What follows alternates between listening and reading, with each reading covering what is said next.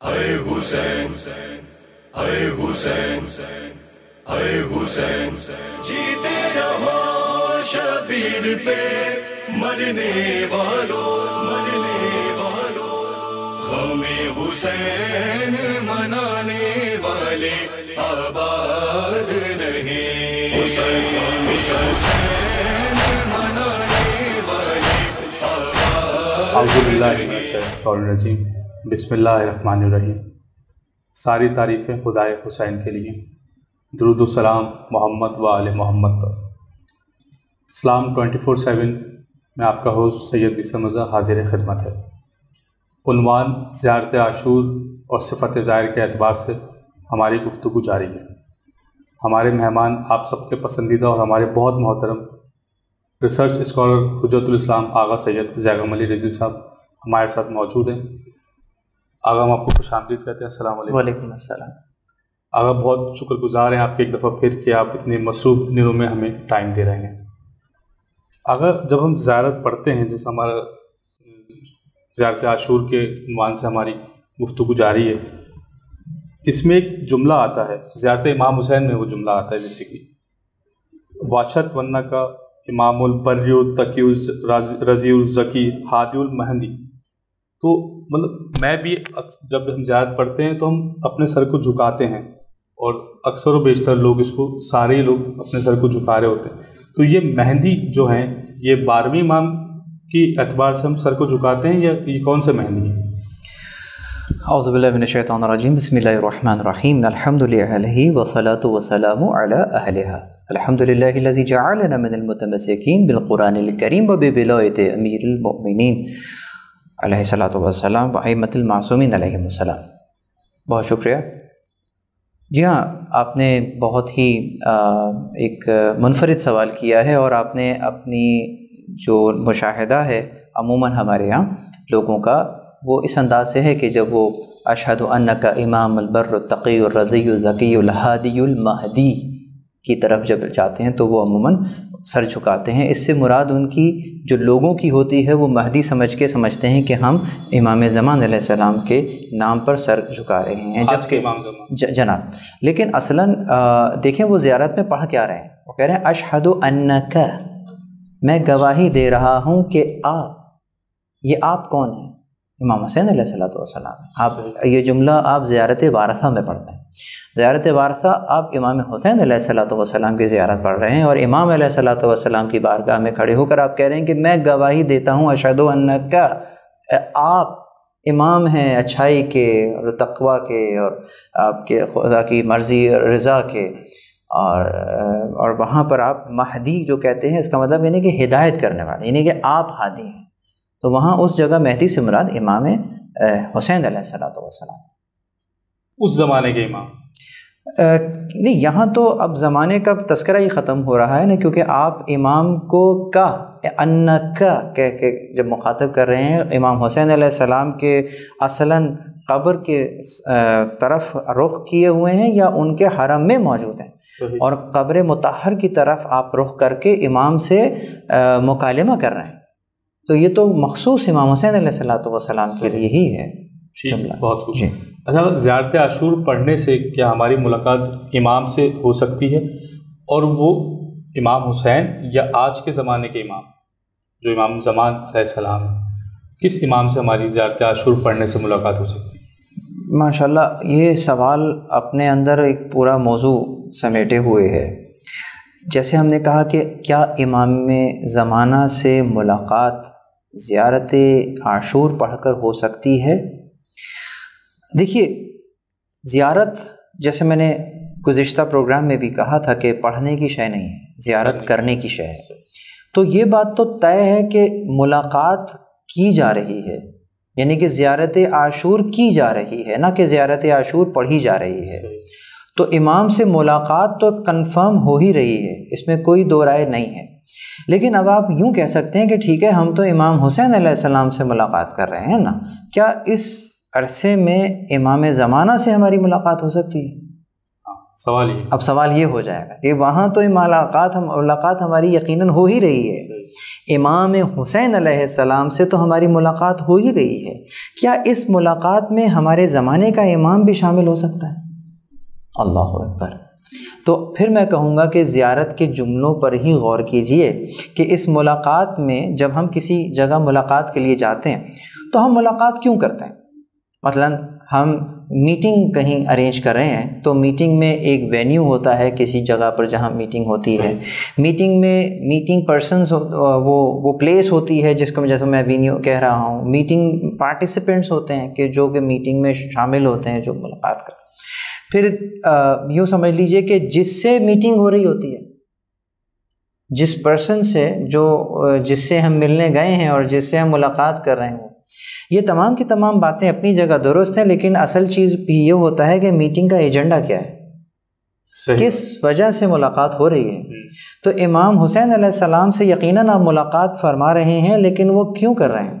اس ملاقات میں یقیناً ایک تو آپ ان کو پرسہ دے رہے ہیں، ایک آپ ان کی اوصاف بیان کر رہے ہیں، وہ اپنی جگہ موجود ہیں، لیکن اصلاً میٹنگ ایجنڈا کیا ہے؟ تو میٹنگ ایجنڈا یہ ہے کہ اللہم اجعلنی فی مقامی ھذا، جملہ ہے زیارت عاشور کے اندر کہ اے پروردگار، اللہم اجعلنی، پروردگار تو مجھے قرار دے، فی مقامی ھذا۔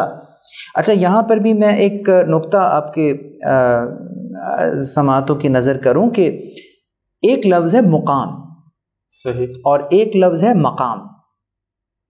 یعنی میم پر اگر فتح دیں گے تو مقام ہے، میم پر اگر ضمہ دیں گے تو مقام ہے۔ سمجھانے کے لیے مطلب میم پر اگر زبر دیں گے مقام، اور میم پر اگر پیش دیں گے تو مقام ہے۔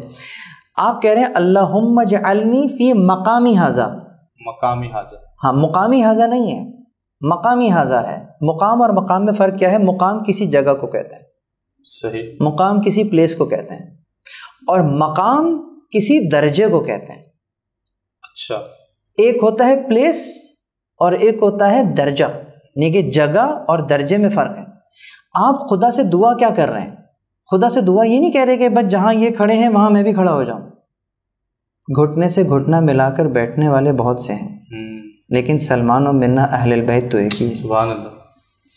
تو اس کا مطلب یہ ہے کہ سلمان کا مقام، تو سلمان کا مقام یہ ہے کہ سلمان و منا اہل البیت، اور اسی درمیان میں سامنے ابو جہل بھی ہے، ابو جہل رہ گیا اور سلمان اہل البیت میں ہو گئے، حالانکہ وہ مقام ایک ہی ہے، مقام ایک ہی ہے، ایک ہی چھت کے نیچے ہیں، صحیح، لیکن ایک ہی چھت کے نیچے ہونا ایک درجے میں ہونے کے اوپر دلالت نہیں کرتا، صحیح، ٹھیک ہے۔ تو اس انداز سے ہم کہتے ہیں اللہم اجعلنی فی مقامی ھذا، یعنی کہ جو اہل بیت کا درجہ ہے۔ اب آپ باہر کوئی بھی بات کریں کہ کہاں وہ، کہاں ہم، اور یہ وہ اور ہم یوں، لیکن جو امام علیہ الصلوۃ والسلام آپ سے کہلوا رہے ہیں وہ یہی کہلوا رہے ہیں کہ تم اللہ سے دعا کرو کہ مجھے قرار دے اس درجے میں جہاں پر یہ والا درجہ ہے۔ وہ درجہ کون سا ہے؟ مقامی ھذا کہہ کر کسی مقام کی طرف اشارہ فرمایا، اور وہ مقام کیا ہے؟ ممن تنالہ من کا صلوات و رحمت و مغفرہ، کہ جہاں پہنچتی ہے صلوات، رحمت، مغفرت۔ اب مجھے بتائیے وہ کون سا مقام ہے جہاں پہ صلوات پہنچتی ہے؟ جب ہم کہتے ہیں درود بھیجو تو درود کہاں پہنچتا ہے؟ یاد رکھیے گا، درود اور لعن دو ایسی شے ہیں کہ جس کے اوپر نام لینے کی ضرورت نہیں ہے۔ یہ ایک ایسا بلینک چیک ہے کہ اگر درود لکھا ہے تو فرشتے جانتے ہیں کہاں جانا ہے، اور لعن لکھی ہے تو فرشتہ جانتا ہے کہ کہاں جانی ہے۔ تو آپ کہہ رہے ہیں کہ مجھے اس درجے میں قرار دے جہاں درود جا رہا ہے، تو وہ کس کا درجہ ہے؟ وہ ائمہ معصومین کا درجہ ہے، وہ رسول اللہ کا درجہ ہے۔ آپ زیارت عاشور میں یہ دعا مانگ رہے ہیں، اور پھر فرماتے ہیں کہ اب وہ جو جگہ ہے جہاں یہ جگہ یہ جو پہنچ رہی ہے رحمت، مغفرت اور یہ درود، وہ مقام مجھے کیسے ملے گا؟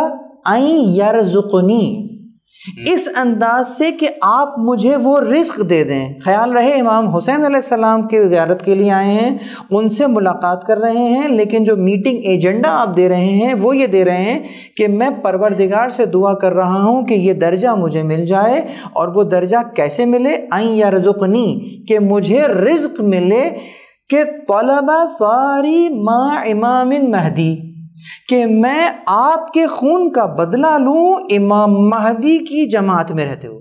یہ رزق ہے، یہ رزق ہے۔ اور رزق کے ہم لوگ کنسیڈر کیا کرتے ہیں کہ وہ تو کھانا پینا مانگ رہے ہوتے ہیں، وہ الگ رزق ہے، وہ بھی ایک رزق ہے۔ اصلاً امام حسین سے جو رزق طلب کیا ہے، یقیناً ہم ان کے دسترخوان پر بیٹھتے ہیں، کوئی روٹی لے کر آتا ہے، کوئی نمک لے کر آتا ہے اور رزق کی برکت کی دعا کرتا ہے، یقیناً وہ رزق ایک رزق کا ادنا درجہ ہے۔ لیکن اصلاً جو کربلا معلیٰ سے رزق لے کر آنا ہے وہ یہ رزق ہے کہ میں امام زمان علیہ الصلوۃ والسلام کے رکابی میں رہ کر آپ کے خون کا بدلہ لوں، یہ وہ مقام ہے جو میں چاہتا ہوں مجھے مل جائے، اور یہی وہ مقام ہے کہ جہاں پر درود بھی پہنچتا ہے، رحمت بھی پہنچتی ہے، مغفرت بھی پہنچتی ہے۔ تو امام زمان علیہ الصلوۃ والسلام سے کیسے ملاقات ہو سکتی ہے؟ ملاقات ہونا حتمی ہے۔ امام حسین علیہ السلام کی زیارت میں امام مہدی کا ہونا حتمی ہے۔ کیوں؟ اس لیے کہ وہ رزق ہی یہی دے رہے ہیں کہ آؤ میرے 12ویں کے لشکر میں شامل ہو جاؤ، یہی رزق ہے۔ اور یہی اس کی بات کی دلالت بھی ہے کہ آپ کی ملاقات ہو سکتی ہے۔ سبحان اللہ۔ ناظرین کرام، ابھی ایک بریک کا ٹائم ہو گیا، وقفہ کے بعد ہم دوبارہ حاضر ہوں گے اور اپنی گفتگو یہیں سے اسٹارٹ کریں۔ ہمیں حسین منانے والے آباد نہیں، ہمیں حسین منانے والے۔ السلام علیکم ناظرین، وقفے کے بعد ہم دوبارہ حاضر ہیں۔ اگر ہمارا ماشاءاللہ سے پروگرام لوگوں تک پہنچ رہا ہے اور لوگ بہت مستفید ہو رہے ہیں، ہمیں لوگ میسیجز بھیج رہے ہیں۔ ایک سوال آیا ہے اور میں ناظرین سے بھی یہی درخواست کروں گا کہ آپ ہمیں اپنے میسیجز بھیجیں تاکہ ہم آگے سے اس کے جوابات لے سکیں۔ اگر ہماری ایک بہن کا میسیج آیا ہے تو یہ ذرا سنیں۔ السلام علیکم۔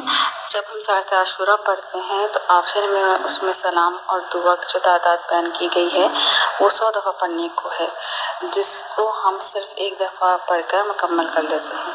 تو کیا اس سے زیارت کے اثرات پر اثر تو نہیں پڑتا؟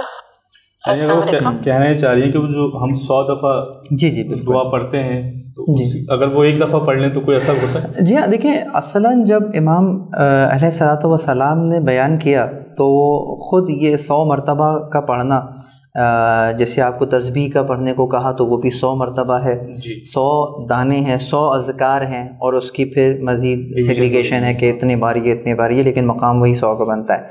تو ایک چیز تو یہ ہے کہ تعداد کی اپنی اہمیت اپنی جگہ ہوتی ہے کہ اگر کوئی شے 3 مرتبہ پڑھنی ہے تو آپ 3 مرتبہ پڑھیں، لیکن یہ کہ یہاں چونکہ زیارت کا پڑھنا عمل ایک واجب تو نہیں ہے، اس اعتبار سے مستحب عمل ہے، تو مستحب عمل میں ہم زور نہیں دے سکتے، یہ بھی اپنی بات ہے کہ آپ جتنا آپ کا دل مائل ہے، جتنا آپ متوجہ ہیں اتنا آپ پڑھ سکتے ہیں۔ تو اگر 100 مرتبہ نہیں پڑھ سکتے 3 مرتبہ پڑھ لیجئے، 3 مرتبہ بھی نہیں پڑھ سکتے تو 1 مرتبہ تو پڑھ ہی سکتے ہیں۔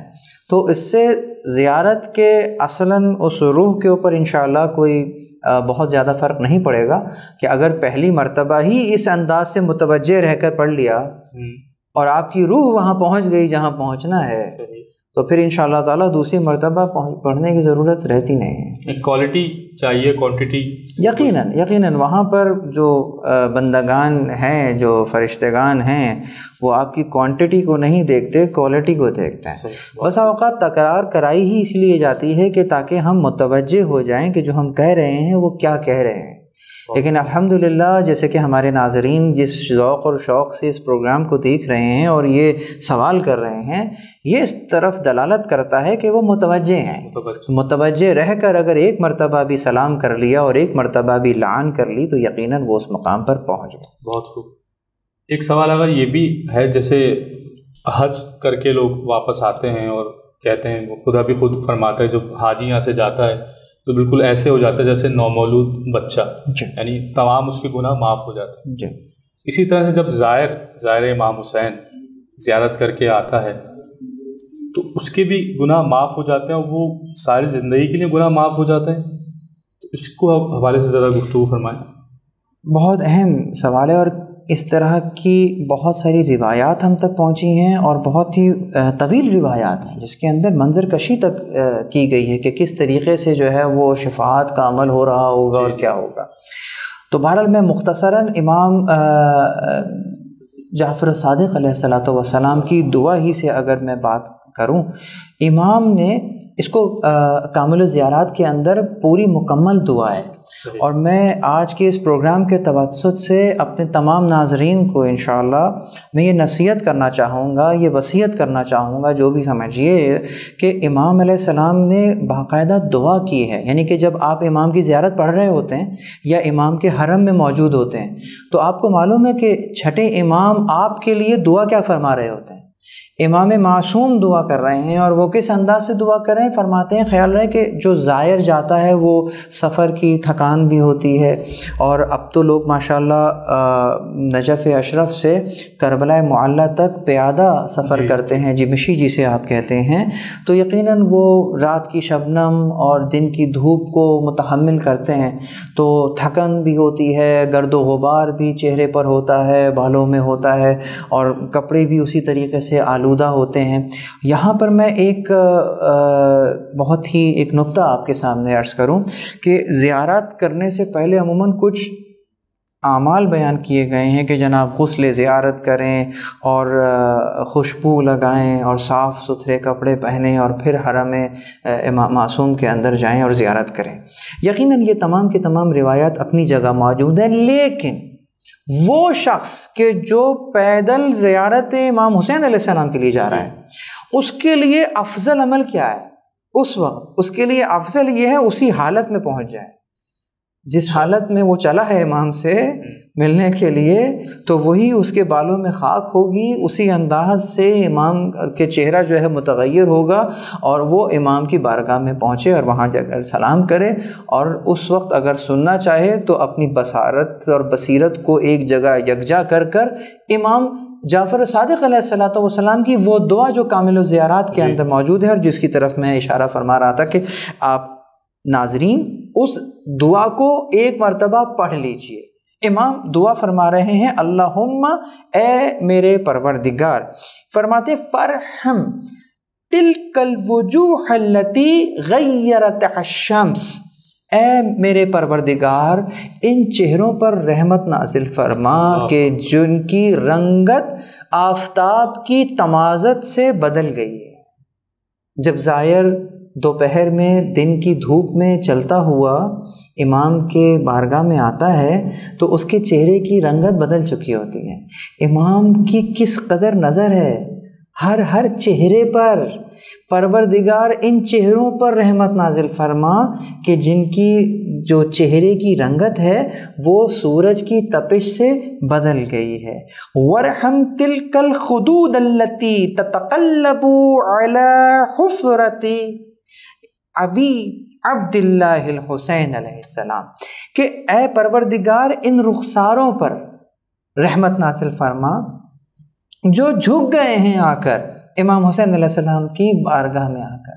اور ورحم تلک الاعین التی جرت دموها رحمت، فرماتے ہیں کہ ان آنکھوں پر رحمت نازل فرما کہ جو کہ ان کے غم میں اس وقت آنسو بہا رہی ہیں. تو امام علیہ الصلوۃ والسلام اس قدر دقت نظری کے ساتھ نہ صرف یہ کہ مشاہدہ فرما رہے ہیں بلکہ دعا فرما رہے ہیں اپنے ظاہر کے لیے. اب مجھے بتائیے کہ جس کے لیے امام میں معصوم دعا کر رہا ہو تو کیا یہ ممکن ہے پروردگار ان کی دعا کو رد کر دے؟ کیسے ممکن؟ وہ ملائکہ کہ جنہوں نے نصرت کی جب صدا بلند ہوئی ہے، مدد کی صدا بلند ہوئی ہے، حل من ناصر ینصرنا، اور ملائکہ کا ایک غول آ گیا ہے مدد کرنے کے لیے، امام علیہ الصلوۃ والسلام نے ان سے مدد نہیں لی ہے. وہ ملائکہ کہاں گئے؟ وہ ملائکہ آج بھی وہیں ہیں. اب ان کا وظیفہ یہ ہے کہ جو بھی زائر امام حسین آتا ہے اس کے لیے وہ استغفار کر رہے ہیں. تو جہاں ملائکہ استغفار کر رہے ہوں، جہاں امام معصوم استغفار کر رہا ہو، تو پھر اس زائر کی اللہ اکبر روایات موجود ہیں. میں بیان کروں، زائر کی اپنی کیفیت تو الگ ہے. زائر کے قدموں کی خاک کو وہ درجہ ہے کہ اگر وہ کسی شخص پر ہو اور اس کو جہنم میں ڈال لیا جائے تو جہنم کی آگ اسے نہیں جلاتی کہ اس کے اوپر زائر کے قدموں کی خاک آ گئی ہے. زائر کے قدموں زائر کے قدموں کی خاک ہے. روایت ہے بہت طویل جس کو میں نے صرف اشارہ کر دیا, ایسنس بیان کیا ہے آپ کو. جو سننے والے ہیں سمجھ گئے ہوں گے کہ میں نے کہاں اشارہ کیا ہے. تو یہ زائر امام حسین علیہ السلام کا مقام ہے اور اس کا مقام ہے, دونوں. اس مقام اور اس مقام پر پہنچنے کے بعد اس کا مقام کہ وہ درجہ ہے کہ جہاں پر آپ ہیں, جہاں پر رحمت پہنچتی ہے, مغفرت پہنچتی ہے, درود پہنچتا ہے. تو ایسے مقام پر پہنچنے کے بعد یقیناً گناہوں کا تصور نہیں, اور نہ صرف نہیں, واپس آنے کے بعد اس کیفیت پہ باقی رہنا یہ بہت ضروری ہے. یہ نہ ہو کہ وہاں واپس آنے کے بعد سب کچھ ہم وہیں چھوڑ کر آ جائیں, اور پاکستان آنے کے بعد اپنے, یا کینیڈا واپس آ جانے کے بعد, یا امریکہ واپس آ جانے کے بعد پھر ہم اپنی زندگی میں مشغول ہو جائیں. تو یاد رکھیے گا امام حسین علیہ السلام صرف کربلا میں امام نہیں ہیں. امام حسین علیہ السلام پاکستان میں بھی امام ہیں, امام حسین کینیڈا میں بھی امام ہیں, ہر پورے گلوب پر امام ہیں. اہم چیز یہ تو جہاں پر بھی آپ موجود ہیں اور آپ نے وہاں امام سے کہا ہے کہ مجھے اس مقام پہ لے جائیں, تو بس آپ سمجھیں کہ آپ اپنے شہر میں ہوتے ہوئے بھی اس مقام پر ہیں اور امام کی مائیت میں. سبحان اللہ, بہت خوب. اگر ہمارے اپنے ہر پروگرام میں ایک صفت کے اعتبار سے آپ سے پوچھتے ہیں, آج 5 محرم الحرام ہے اور آپ ہمیں صفت کے اعتبار سے بتائیے. جی ہاں, آج جو خاص صفت میں آپ کے لیے اور اپنے ناظرین کے لیے لے کر آیا ہوں, جو کہ زیارت عاشور کے اندر ہمیں نظر آتی ہے, زائر کی صفت.